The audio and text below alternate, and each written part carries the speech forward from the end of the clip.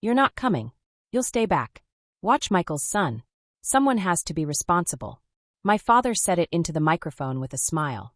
The rooftop was already loud when he tapped the glass for attention. It was his 50th birthday. Miami skyline behind him. White linen tables. A string quartet near the bar. Everyone dressed as if this night would be remembered. I was carrying a tray of champagne glasses from the catering station when he began speaking. He thanked Carla. He thanked Michael. He thanked the guests who had flown in. Then he smiled in a way that meant he was about to surprise everyone. We're taking a family trip, he announced. Next week. Bahamas. Private villa. Just us. The crowd reacted exactly as he hoped. Applause. Whistles. Someone shouted, "About time." I set the tray down and waited for details. That means Carla, Michael, and little Ethan, he continued. And of course me. There was a pause long enough for people to glance at me. Then he added, still smiling, "You're not coming. You'll stay back. Watch Michael's son. Someone has to be responsible." The words were light, casual, almost affectionate. People laughed. Carla touched his arm as if it were charming. Michael avoided eye contact. No one said anything to correct it. I nodded once. I picked up the tray again. That's when I understood something had shifted. There are moments when exclusion is not loud. It is framed as practicality. If you have ever been useful but not valued, you probably recognize that tone. The way responsibility becomes a reason to leave you behind. If this kind of story feels familiar, you can subscribe or leave a quiet comment. I read them carefully. Have you ever noticed how the most reliable person is often the easiest to overlook? I did not argue that night. I did not need to. In my family, roles were assigned early and never revised. Michael was the visible one. Confident, outspoken, quick to speak even when he was unsure. My father admired decisiveness, especially when it resembled his own. Carla preferred harmony, but only the kind that kept the structure intact. She rewarded whatever maintained comfort. I was the reasonable one. If something needed organizing, it was given to me. If there was tension, I absorbed it. If paperwork arrived in the mail, it landed on my desk by default. When I was 12, my father forgot to file a tax extension for his consulting firm. I found the unopened envelope on the hallway table. I remember sitting at the dining room table, reading instructions carefully, highlighting deadlines, placing the forms neatly in front of him that evening. He signed them without comment. Later he told someone on the phone, "Michael helped me sort it out." When I was 16, Michael crashed the family car. My father yelled for an hour. I brought water. I called the insurance company. I wrote down the claim number. The adjuster addressed all questions to me because I had the details ready. In college, when Carla's mother became ill, I coordinated hospital visits and medication schedules. I created a shared spreadsheet so everyone could see appointments. No one asked me to. It simply seemed necessary. Reliability became my defining trait. Not brilliance. Not ambition. Reliability. That made me safe. It made me useful. It also made me predictable. Authority in our family was visible and vocal. My father made announcements. Michael echoed them. Carla reinforced them with soft approval. I maintained the infrastructure underneath. That was tolerated. Respect was reserved for something louder. By the time I was 24, I was handling more than errands. My father's business accounts were messy. He trusted too easily and documented inconsistently. I offered to help streamline things. I organized digital folders. I labeled contracts. I scanned agreements and saved them chronologically. He called it my organizational phase. I created shared calendars for family obligations. I tracked renewal dates for insurance policies. I kept copies of passports in encrypted storage in case of emergencies. When Michael started investing in short-term rentals, I reviewed the lease agreements because he said legal language gave him headaches. I highlighted clauses.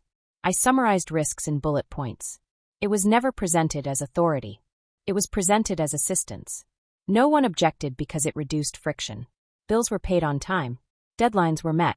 Passwords were recoverable. I had access to account dashboards, tax filings, property deeds, and beneficiary forms. Mostly because someone had to remember where those things were. Invisible labor creates quiet visibility. Access creates awareness. But at the time, it still looked like help. When my father excluded me publicly, reacting would have confirmed the narrative that I was emotional or difficult. Silence preserved my position. Compliance maintained proximity. If I argued, I would lose access to the systems I understood best. If I accepted the role they assigned, I remained inside the structure. Arrogance makes people sloppy. They believed my predictability meant permanent agreement. That assumption created space. I did not feel anger as much as clarity. There is a difference. 2 days after the party, Carla hosted a small brunch to finalize travel details. It was presented as logistics, but it functioned as reinforcement. They discussed flight times and villa amenities while I sat at the end of the table with Ethan's schedule open on my laptop. Michael slid a printed sheet toward me. Here's his routine. Meals, nap times, approved snacks. Carla added, "We'll transfer some money for groceries. Just keep receipts." My father looked up from his phone. "This is good for you. Responsibility builds character." I nodded. Then Michael said casually, "And since you'll be home, can you also check on the duplex tenants if anything comes up? We'll have limited service." Carla smiled. "You're so organized. We trust you." It sounded complimentary, but trust without choice is assignment. My father leaned back. "You're not missing anything. Beaches are overrated." There were a few polite laughs. I entered Ethan's medication reminder into my calendar. They assumed I would remain available. They assumed my time belonged to the family grid. I agreed to everything. They didn't realize what they had just handed me. Preparation did not begin that week. It had started years earlier. But now it accelerated. I reviewed business filings stored in the shared drive. I cross-checked ownership percentages listed in state records. I compared them to internal profit distribution summaries. There were discrepancies. Nothing dramatic. Just patterns.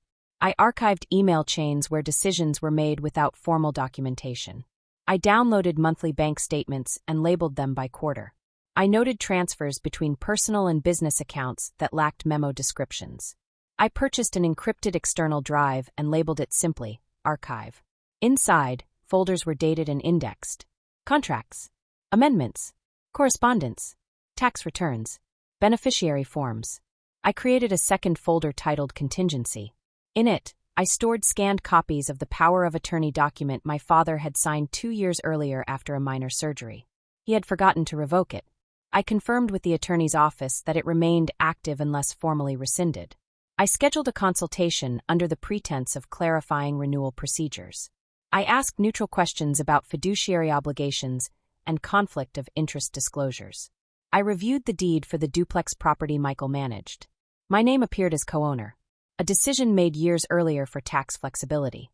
I exported spreadsheets summarizing rental income against reported distributions. No accusations, just records. I printed copies and placed them in a labeled folder in my desk drawer. Preparation replaces reaction. Months passed. Then a year. I continued managing documents as usual. I continued attending family dinners. I continued answering logistical questions. Nothing outward changed, but the archive expanded. The request came 6 months after the Bahamas trip. They returned with photos and stories. I listened. I babysat. Life resumed its pattern. Then one evening my father called a quick meeting. The duplex property, he explained, needed refinancing to leverage equity for a larger investment opportunity. It required unanimous consent from listed owners. Michael added, "It's just paperwork. Standard stuff." Carla placed a pen in front of me.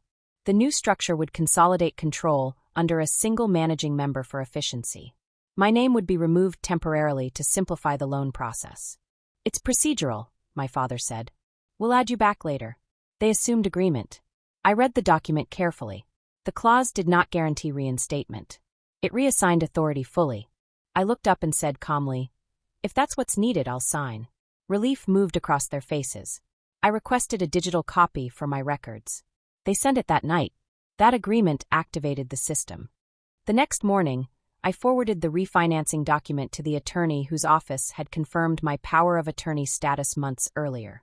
I asked whether removing a co-owner without fair compensation could trigger fiduciary review, given the existing structure. He replied within hours. Because I remained co-owner and held active power of attorney, any attempt to alter ownership without formal valuation and compensation could be contested. Additionally, refinancing required accurate disclosure of all financial transfers tied to the property. I authorized a formal notice requesting documentation of rental income allocation over the previous 3 years. It was not a threat. It was a request for clarification. I did not inform my family immediately. The notice arrived through certified mail 2 days later. Power shifts rarely make noise. Confusion came first. My father called asking if I had received something strange in the mail. His tone was controlled but tight. Michael sent a text. "Did you know about this audit request?" Carla asked if there had been a mistake. The attorney's letter outlined documentation requirements: rental agreements, expense reports, distribution summaries, bank statements linked to the duplex, and disclosure of any personal withdrawals categorized as business expenses. The refinancing process paused automatically pending clarification. The bank requested supplemental documentation. An internal review began. I attended the scheduled meeting with the attorney present via speakerphone. I sat quietly while he explained that as co-owner, I was entitled to transparent accounting before consenting to structural changes. My father insisted everything was informal but fair. The attorney responded that informal arrangements often create liability when ownership is shared. Michael's voice shifted from confident to defensive. He said I was overcomplicating a simple opportunity.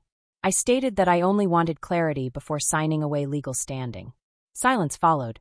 Over the next weeks, external processes unfolded. The bank flagged inconsistencies between reported rental income and deposited amounts. A compliance officer requested additional explanations for transfers labeled maintenance that matched personal travel expenses. Refinancing approval was suspended pending resolution. No one celebrated. There were no raised voices in my presence. Instead, there were delayed replies to group messages. Short responses. Meetings rescheduled. Carla suggested we pause discussions about future investments. Michael stopped asking me to review documents. My father's tone changed from directive to measured. Eventually, the attorney proposed a formal buyout valuation if the family wished to consolidate ownership. Numbers were calculated. An independent appraisal valued the property higher than internal estimates. To remove my name, they would need to compensate me proportionally. They had not anticipated that cost. The structure they built assuming compliance now required negotiation. Justice did not arrive as revenge. It arrived as procedure. I did not wait for the buyout to finalize before making my own decision. I had saved consistently, quietly. When the initial compensation installment transferred into my account, I scheduled a meeting with a realtor. 2 months later, I signed a lease for an apartment across the city. On my last evening in the family house, I packed methodically. Documents first. Then books. Then clothing. Ethan was asleep when I left his room. I placed his favorite toy back on the shelf. In the kitchen, I set the spare house key on the table beside a small envelope containing updated login credentials for shared utilities. Clear. Organized. My father was in his study. The door was closed. I did not knock. I walked out, locked the front door, and placed my copy of the key through the mail slot. Movement feels different when it is chosen. Distance clarifies patterns. From my apartment balcony, the city sounds are unfamiliar but neutral. No one here expects me to anticipate their deadlines. No one assumes my agreement. I think often about that rooftop night. Exclusion was not the injury. Assumption was. The assumption that responsibility meant surrender. That reliability meant permanent access to my time and signature. I do not regret helping. Competence is not a flaw. But access without boundaries becomes entitlement. I understand now that silence is not always submission. Sometimes it is observation. Sometimes it is strategy. Sometimes it is simply restraint until the correct moment arrives. My family still functions. The duplex remains operational under revised terms. Communication is formal now. Documented. When we speak, it is measured. Respect feels different from approval. It is quieter. I was never excluded from the Bahamas because I lacked value. I was excluded because my role was assumed to be fixed. They expected me to remain in place. They did not expect me to understand the structure well enough to step outside of it. The morning they left for that trip, my special guest was not a person waiting at the airport. It was the documentation already in motion. By the time their plane landed, the first review request had been scheduled. I did not need a boarding pass to arrive differently. I only needed clarity. And once clarity settles in, it does not reverse.